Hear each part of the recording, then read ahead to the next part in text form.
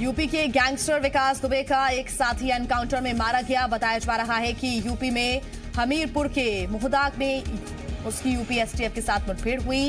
इस दौरान अमर दुबे मारा गया। गैंगस्टर विकास दुबे की तलाश में हरियाणा पुलिस की क्राइम ब्रांच ने होटल सासाराम में छापा मारा। हालांकि पुलिस को वहां से कुछ हाथ नहीं लगा। पुलिस अपने साथ सीसीटीवी की रिकॉर्डिंग साथ ले गई। पुलिस को किसी संदिग्ध के आने की भी सूचना मिली थी। विकास दुबे की तलाश में यूपी एसटीएफ की टीम मध्य प्रदेश, राजस्थान और हरियाणा में नजर बनाए हुए। सूत्रों के मुताबिक विकास दुबे के हरियाणा, मध्य प्रदेश या राजस्थान भागने की गोपनीय सूचना है। यूपी पुलिस हरियाणा पुलिस के संपर्क में है। कानपुर में अब पुलिस हमले पर बड़ी कार्रवाई करते हुए चौबेपुर थाने के सभी पुलिसकर्मियों को हटा दिया गया। चौबेपुर थाना क्षेत्र के सभी पुलिसकर्मियों को लाइन हाजिर कर दिया गया है। चौबेपुर के पुलिसकर्मियों पर विकास दुबे की मदद करने का शक है। करीबों की शक में जांच की जा रही है। कानपुर के तत्कालीन एसएसपी अनंत देव को यूपी एसटीएफ से हटा दिया गया। अनंत देव की विकास दुबे के करीबी साथी जय वाजपेयी के साथ फोटो वायरल हुई थी। सूत्रों के मुताबिक जय वाजपेयी के अनंत देव से नजदीकी रिश्ता भी बताया जा रहा है। मुठभेड़ में शहीद सीओ देवेंद्र मिश्रा को अनंत देव को पत्र लिखकर कुख्यात अपराधी विकास दुबे के बारे में जानकारी दी थी। शहडोल में यूपी एसटीएफ ने विकास दुबे के रिश्तेदार को हिरासत में लिया। विकास दुबे के साले राजू निगम के बेटे आदर्श निगम को यूपी एसटीएफ पूछताछ के लिए ले गई। बेटे को हिरासत में लिए जाने के बाद राजू निगम ने पुलिस से बात की। राजू निगम ने कहा कि 10 साल से विकास दुबे से कोई बात नहीं हुई। पुलिस चाहे तो कॉल डिटेल चेक कर ले। जांच में पूरा सहयोग करने की भी बात कही। आपको बता दें कि गैंगस्टर विकास दुबे पर यूपी कानपुर में 8 पुलिसकर्मियों की हत्या का आरोप है। मध्य प्रदेश में मंत्रियों को विभागों के बंटवारे आज होने की संभावना है। कल शिवराज सिंह ने दिल्ली से लौटने के बाद कहा था कि वो विभागों के बंटवारे पर आज वर्कआउट करेंगे। सूत्रों के अनुसार सीएम शिवराज सिंह चौहान ने बीजेपी प्रदेश अध्यक्ष वीडी शर्मा, संगठन महामंत्री सुहास भगत के साथ विभागों के बंटवारे को लेकर चर्चा की। खबरों के मुताबिक सीएम ने दोनों नेताओं को दिल्ली दौरे की जानकारी भी दी। आपको बता दें कि इससे पहले शिवराज सिंह 2 दिन के दिल्ली दौरे पर थे, जहां उन्होंने बीजेपी के राष्ट्रीय अध्यक्ष जेपी नड्डा और गृह मंत्री अमित शाह सहित बीजेपी के कई आला नेताओं से मुलाकात की थी। मंत्रियों के बीच विभाग बांटने में हो रही देरी को लेकर कांग्रेस नेता अजय सिंह ने निशाना साधा। उन्होंने ट्वीट किया कि बीजेपी के टाइगर मुख्यमंत्री 5 दिन बाद भी विभागों का बंटवारा नहीं कर पाए। सौदेबाजी से बनी सरकार के सामने टाइगर की हालत भीगी बिल्ली हो गई है। पिछले 5 दिन से हमारे टाइगर दर दर भटक रहे हैं। मध्य प्रदेश में 24 सीटों पर होने वाले उपचुनाव के लिए बीजेपी ने अपना प्रचार कार्यक्रम शुरू कर दिया है। बीजेपी के बड़े नेता वर्चुअल रैली के जरिए लोगों से जुड़ रहे हैं और इसी कड़ी में आज सांवेर और सुमावली में बीजेपी की वर्चुअल रैली है। सांवेर में जहां सीएम शिवराज सिंह और बीजेपी के राष्ट्रीय महासचिव कैलाश विजयवर्गीय वीडियो कॉन्फ्रेंसिंग के जरिए आम लोगों और पार्टी कार्यकर्ताओं से संवाद करेंगे, तो वहीं सुमावली में बीजेपी के प्रदेश अध्यक्ष वीडी शर्मा और केंद्रीय मंत्री नरेंद्र सिंह तोमर वीडियो कॉन्फ्रेंसिंग के जरिए जनसंवाद करेंगे। नाराज नेताओं को सीएम शिवराज सिंह चौहान ने हिदायत दी। वर्चुअल रैली को संबोधित करते हुए सीएम शिवराज ने कहा कि ये प्रदेश के भविष्य का चुनाव है। उन्होंने कहा कि आपसी मतभेद और भेदभाव न रखें, कोई बैर हो तो भी गले मिलकर काम करें। सीएम शिवराज ने कहा कि अभी नहीं तो कभी नहीं, ये सुनहरा मौका फिर नहीं आएगा। पूर्व मुख्यमंत्री कमलनाथ कल धार जिले के बदनावर दौरे पर पहुंचे। यहां वो प्राचीन बैजनाथ महादेव मंदिर में पहुंचकर पूजा अर्चना करने के लिए गए थे और इसके बाद उन्होंने कार्यकर्ता सम्मेलन को संबोधित किया। उन्होंने कहा कि मैं महाराज नहीं, टाइगर नहीं, कमलनाथ हूं। जनता तय करेगी कि कौन टाइगर है और कौन बिल्ली। कमलनाथ ने दावा किया कि उपचुनाव में कांग्रेस 24 की 24 सीट जीतकर प्रदेश में फिर से सरकार बनाएगी। मैं टीवी और अखबार पर प्रचार नहीं करता था। जब काम होता है उसका खुद ही प्रचार हो जाता है। बदनावर जाने से पहले कमलनाथ बाबा महाकाल के दर पर पहुंचे और महाकाल से जीत का आशीर्वाद लिया। इस दौरान वो बीजेपी पर जमकर बरसे। उन्होंने विभागों पर कहा कि सौदे से सरकार बनी, सौदे से मंत्री बने और सौदे से विभागों का बंटवारा हो रहा है। ये सब मध्य प्रदेश की जनता देख रही है। उपचुनाव में बीजेपी को मुंहतोड़ जवाब देगी जनता। बीजेपी के प्रदेश अध्यक्ष वीडी शर्मा ने कमलनाथ के आरोपों पर पलटवार किया। उन्होंने कहा कि कमलनाथ वल्लभ भवन में बैठकर सौदा करते रहे और इसलिए उनकी सरकार चलेगी। इसके साथ ही उन्होंने तंज भरे लहजे में कहा कि जिसकी भावना जैसी होती है, विचार भी उसके मन में वैसे ही भरे होते हैं। एमपी कांग्रेस के कार्यकारी अध्यक्ष रामनिवास रावत के खिलाफ बदले की भावना से कार्रवाई करने का कांग्रेस ने आरोप लगाया। कहा जा रहा है कि कांग्रेस में रामनिवास रावत सिंधिया के खास थे, लेकिन सिंधिया के कांग्रेस छोड़ने पर रामनिवास ने उनका साथ नहीं दिया। कांग्रेस का आरोप है कि इस वजह से रामनिवास को टारगेट किया जा रहा है। बीजेपी ने कहा कि बीजेपी कभी भी किसी पर बदले की भावना से कोई कार्रवाई नहीं करती है। ये राजस्व का मामला है। अधिकारियों ने कार्रवाई की। रामनिवास रावत को कोर्ट जाना चाहिए। आपको बता दें कि रामनिवास रावत के कब्जे वाली 1.5 हेक्टेयर जमीन को प्रशासन ने सरकारी घोषित कर दिया। मध्य प्रदेश कांग्रेस के कार्यकारी अध्यक्ष रामनिवास रावत के बेटे अनिरुद्ध रावत के पेट्रोल पंप की अनुमति स्थगित कर दी गई है, जिसको लेकर कांग्रेस के राज्यसभा सांसद दिग्विजय सिंह ने प्रेस नोट जारी कर सरकार पर बदले की भावना में कार्रवाई करने का आरोप लगाया है। दिग्विजय सिंह ने कहा कि बीजेपी सरकार बदले की भावना से कांग्रेस नेताओं के खिलाफ कार्रवाई कर रही है, जो निंदनीय है। साथ ही उन्होंने अधिकारियों को चेतावनी दी कि अधिकारियों को सत्ताधारी दल का एजेंट बनने से बचना चाहिए। दिग्विजय सिंह ने कहा कि उपचुनाव के बाद कांग्रेस की सरकार आने पर ऐसे अधिकारियों को बख्शा नहीं जाएगा। रीवा में 10 जुलाई को एशिया के सबसे बड़े सोलर प्लांट का उद्घाटन पीएम मोदी वीडियो कॉन्फ्रेंसिंग के जरिए करेंगे। ऊर्जा मंत्री आरके सिंह भी वीडियो कॉन्फ्रेंसिंग के जरिए जुड़ेंगे। सीएम शिवराज सिंह चौहान ने अधिकारियों के साथ उद्घाटन की तैयारियों की समीक्षा की, साथ ही संगठन को भी इसकी जानकारी दी। रीवा के बदवार पहाड़ में एशिया का सबसे बड़ा सोलर प्लांट लगाया गया है, जिसका उद्घाटन पीएम मोदी 10 जुलाई को वीडियो कॉन्फ्रेंसिंग के जरिए करेंगे। ये सोलर प्लांट 1270 हेक्टेयर सरकारी जमीन और 335 हेक्टेयर निजी भूमि पर लगाया गया है, जो 750 मेगावाट बिजली का उत्पादन करेगा। और इस परियोजना का क्रियान्वयन प्रदेश और केंद्र सरकार मिलकर करेंगी। परियोजना पर 4,500 करोड़ रुपए खर्च आएगा और यह देश का एकमात्र सोलर पार्क है। इससे दिल्ली की मेट्रो ट्रेन भी चलाई जाएगी। प्लांट का शिलान्यास 2016 में सीएम शिवराज सिंह ने किया था। लोकार्पण कार्यक्रम में भोपाल से सीएम और परियोजना स्थल से सांसद जनार्दन मिश्रा, विधायक राजेंद्र शुक्ल और नागेंद्र सिंह समेत कई नेता जुड़ेंगे। मंडला में राइस मिल संचालक की बर्बरता का वीडियो सामने आया है। वीडियो में एक राइस मिल का मालिक एक ट्रक चालक और उसके सहयोगी की जमकर पिटाई कर रहा है।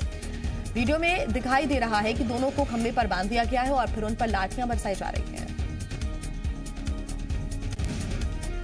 आरोप है कि ड्राइवर और उसके सहयोगी ने राइस मिल से धान की बोरियां चुराई थी और ये वीडियो सोशल मीडिया पर वायरल हो रहा है। जी मीडिया इस वायरल वीडियो की पुष्टि नहीं करता। वहीं पुलिस का कहना है कि उनके पास इस वीडियो के संबंध में कोई सूचना नहीं है। अगर पुलिस के संज्ञान में इस तरह का मामला आएगा तो कार्रवाई की जाएगी। बिलासपुर में जिला पंचायत रुर्बन मिशन समन्वयक नवीन देवांगन को रिश्वत लेते रंगे हाथों गिरफ्तार किया गया। रुर्बन मिशन के जरिए 14 लाख की राशि विजय कुमार की स्वीकृति हुई थी। आरोप है कि पहली किश्त के लिए 5% रुपए रिश्वत मांग रहा था। शिकायत पर एसीबी ने रिश्वत लेते रंगे हाथों गिरफ्तार कर लिया। सिवनी जिले में सहकारी समिति दिगांव में 844 क्विंटल चना घोटाला का मामला सामने आया है। यहां 15,909 क्विंटल चना खरीदा गया था, जिसमें जांच के दौरान 844 क्विंटल चने का ना तो परिवहन होना पाया गया और न ही खरीदी केंद्र में चना पाया गया। जांच करने पहुंची सहकारिता विस्तार अधिकारी शिवानी ताराम ने खरीदी प्रभारी कैलाश यादव को निलंबित कर दिया है। छत्तीसगढ़ में कानून व्यवस्था दुरुस्त रखने को लेकर डीजीपी डीएम अवस्थी ने सभी जिलों के एसपी की बैठक ली। वीडियो कॉन्फ्रेंसिंग के जरिए हुई बैठक में डीजीपी ने गुंडों और हिस्ट्री शीटर पर सख्त कार्रवाई के निर्देश दिए। कोरोना संक्रमण के बढ़ते दायरे को देखते हुए रायपुर के छत्तीसगढ़ मंत्रालय में अनावश्यक भीड़ को कम करने की कवायद शुरू कर दी गई है। मंत्रालय में अब बाहर के लोगों के प्रवेश के नियमों का सख्त पालन किया जा रहा है। प्रवेश के लिए बनने वाले पास अब सचिव की अनुशंसा पर ही बनेंगे। सामान्य प्रशासन विभाग ने इसके लिए बाकायदा आदेश जारी किया। मध्य प्रदेश में कोरोना का कहर लगातार जारी है। प्रदेश में कल कोरोना के 343 नए मरीज सामने आए हैं, जिसके बाद से प्रदेश में कुल एक्टिव 3,237 केसेस हो गए हैं। प्रदेश में कल कोरोना से 5 लोगों ने अपनी जान गंवाई है, तो वहीं प्रदेश में अब तक कुल 622 लोगों की मौत हो गई। भोपाल में 2 अस्पतालों के बीच उलझकर कोरोना मरीज की मौत हो गई। इस मामले में को गंभीरता से लेते हुए सीएम शिवराज सिंह चौहान ने मजिस्ट्रियल जांच के आदेश दे दिए हैं।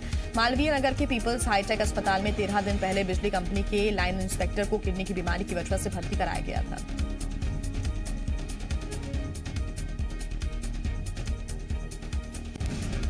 मरीज की कोरोना टेस्ट रिपोर्ट सोमवार सुबह को पॉजिटिव आई, तो अस्पताल प्रबंधन ने चिरायू अस्पताल को फोन कर जानकारी दी, जिसके बाद शाम को चिरायू अस्पताल की एम्बुलेंस मरीज को लेकर चले गई। लेकिन बताया जा रहा है कि रास्ते में मरीज की तबीयत अचानक ज्यादा खराब हुई और एम्बुलेंस ड्राइवर मरीज को पीपल्स अस्पताल लेकर आया। आरोप है कि पीपल्स अस्पताल ने मरीज को दोबारा एडमिट करने से इनकार कर दिया।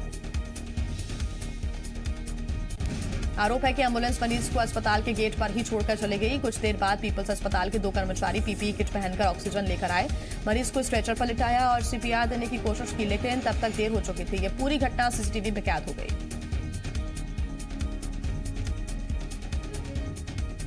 छत्तीसगढ़ में कोरोना का कहर थमने का नाम नहीं ले रहा है। 99 केसेस कल सामने आए, जबकि 84 मरीजों को डिस्चार्ज किया गया। अब तक कुल 2728 मरीज ठीक हो चुके हैं। अभी प्रदेश में 673 एक्टिव केसेस हैं। 14 मरीजों की मौत हो चुकी है। प्रदेश में अब तक 3415 मरीज सामने आ चुके हैं। भिंड में अवैध पैथोलॉजी सेंटर पर कार्रवाई करने आए अधिकारियों और डॉक्टर्स की अभद्रता के मामले में एफआईआर दर्ज की गई। दरअसल अवैध रूप से संचालित 4 पैथोलॉजी सेंटर पर स्वास्थ्य विभाग ने कार्रवाई की और इस दौरान प्रशासनिक अधिकारियों और डॉक्टर से एक पैथोलॉजी के संचालक ने अभद्रता और गाली गलौज की थी, जिसका वीडियो भी सोशल मीडिया पर वायरल हुआ था। मामले में आरोपी पैथोलॉजी संचालक पर सरकारी काम में बाधा डालने सहित कई धाराओं में एफआईआर दर्ज कर ली गई है। बता दें कि युवक ने 3 पैथोलॉजी सेंटर पर अपना टेस्ट कराया था। तीनों ही जगह अलग अलग टेस्ट रिजल्ट आया। मामले की जानकारी मिलने के बाद कलेक्टर ने स्वास्थ्य विभाग को कार्रवाई के निर्देश दिए। देश में कोरोना वायरस से संक्रमित मरीजों की संख्या 7 लाख के पार हो गई है। कोरोना संक्रमितों की संख्या बढ़कर 7,19,665 हो गई है। 24 घंटे में 22,252 नए केस सामने आए और 467 लोगों की मौत हो गई। देश में पिछले 24 घंटे में 15,515 संक्रमित मरीज इलाज से ठीक हुए हैं। देश में कुल 4,39,948 लोग इलाज से ठीक हो चुके हैं और अब तक 20,160 कोरोना संक्रमित मरीजों की मौत हो चुकी है। भारत में कोरोना से ठीक होने की रफ्तार बढ़कर 61.13% हो गई है, जबकि कोरोना वायरस से होने वाली मौत का प्रतिशत 2.78% है। भारत में प्रति 10 लाख की आबादी में 315 लोग रोज ठीक हो रहे हैं, जबकि 186 लोग कोरोना पॉजिटिव हो रहे हैं। लद्दाख में भारतीय सेना युद्धाभ्यास करने जा रही है। इसमें भारत कम समय में अधिक सैनिकों की तैनाती का अभ्यास करेगा। अभ्यास के दौरान पैराड्रॉपिंग से सैनिकों को लेह के पास उतारा जाएगा। चीन के साथ तनाव शुरू होने के बाद ये इस स्तर पर पहला सैनिक अभ्यास है।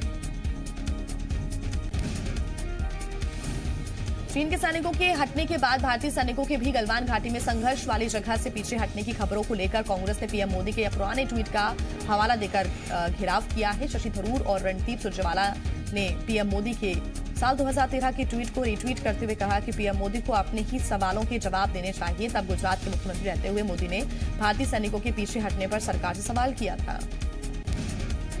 प्रधानमंत्री नरेंद्र मोदी गुरुवार को ब्रिटेन में होने वाले इंडिया ग्लोबल वीक 2020 नाम के ऑनलाइन कार्यक्रम को संबोधित करेंगे। प्रधानमंत्री नरेंद्र मोदी भारत के व्यापार और विदेश निवेश की संभावनाओं पर बात करेंगे।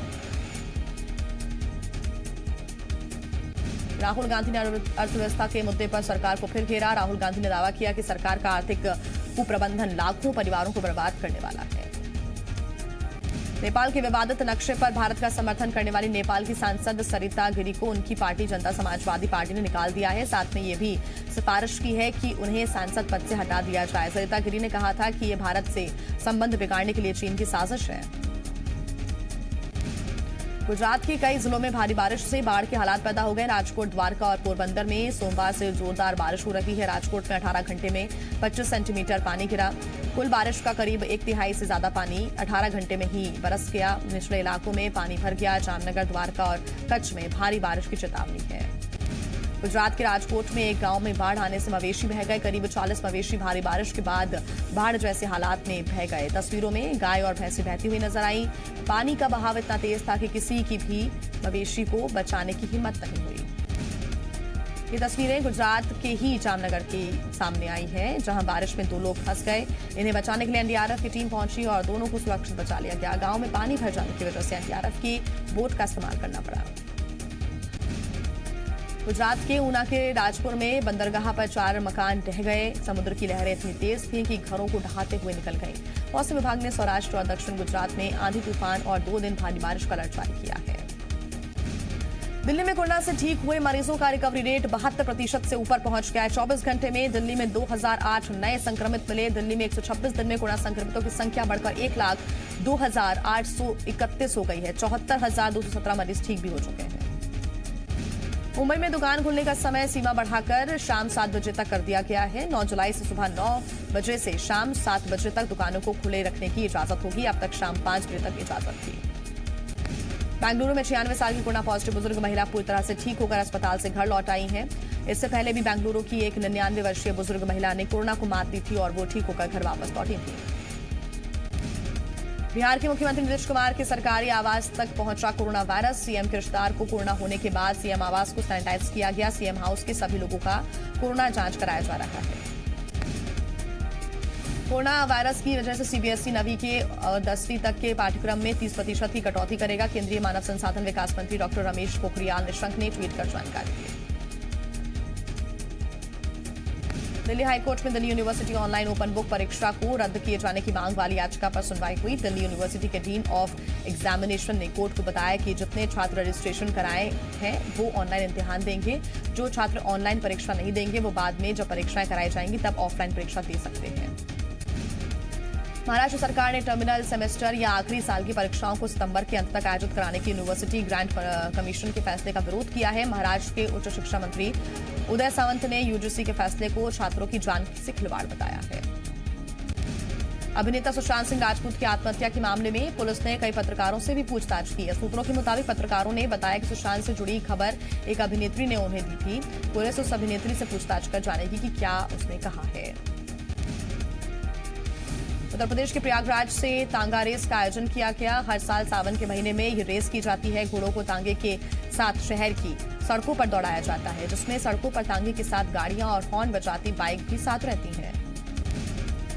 अमेरिका की ट्रंप सरकार ने विश्व स्वास्थ्य संगठन से अलग होने का आधिकारिक फैसला कर लिया है। अमेरिकी मीडिया के मुताबिक अमेरिकी सरकार ने विश्व स्वास्थ्य संगठन से अलग होने का नोटिस संयुक्त राष्ट्र संघ को भेज दिया है। नोटिस के मुताबिक अगले साल 6 जुलाई से अमेरिका WHO का सदस्य नहीं रहेगा। WHO से हटने के लिए 1 साल का नोटिस भेजना होता है।